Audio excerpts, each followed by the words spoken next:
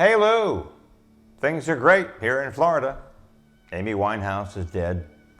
But you don't really care because so are you. Buried you last week. Your burial was not somber though, given its military nature. You got the flag folding, flag presentation, and taps. You are one lucky soldier. It was way back in 1942. You joined the Army and they turned you into a medic. The family has a great picture of you in uniform, young, eager, ready to serve. And serve you did, helping your Army buddies and those fortunate ones who survived the concentration camps.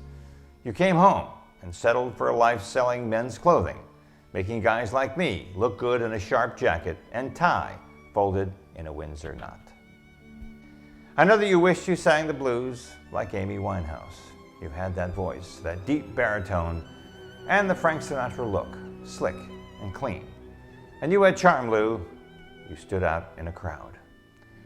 You could have practiced and sang the clubs and met the best of the best, but you didn't. You looked at Ruthie to be your savior, and she was. She got you to stop smoking, to eat right, keep your boyish figure, and survive many a long year. I went to see you a few days before it ended.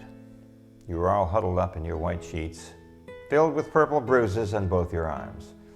I don't remember if you had them on your legs. You were terribly thin, and your face was gaunt and ghostly. I think you knew who I was when you squeezed my finger hard. I knew that you were still there in some capacity.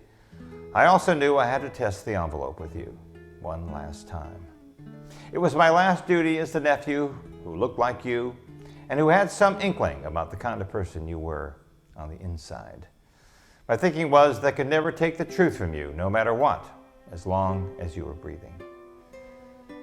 I waited for everyone to leave the room. We were finally alone. "Hey Lou," I called out. "We're alone. It's time for me to say goodbye." I cried, I held your hand, and there was a soft knock on the door, and there was your hospice nurse. She was a beautiful girl in her late 20s. I was introduced to her when I first entered your hospital room. She was very handsome, a New Jersey country girl, unlike the coarse Jersey girls we've all encountered in the northern part of the state. She sat down and listened to me tell of Lou's exploits and our good times when our lives coincided. Occasionally she nodded approvingly as the stories rolled off my tongue and filled the room with an air of excitement and dispelled the aura of death and sadness that always precedes the finality of hospice. "Hey Lou, we've got a very pretty girl in the room.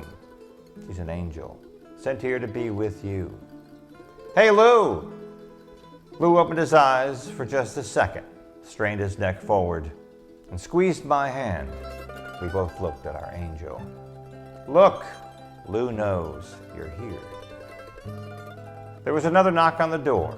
Visitors walked in, and my moment with Lou ended forever.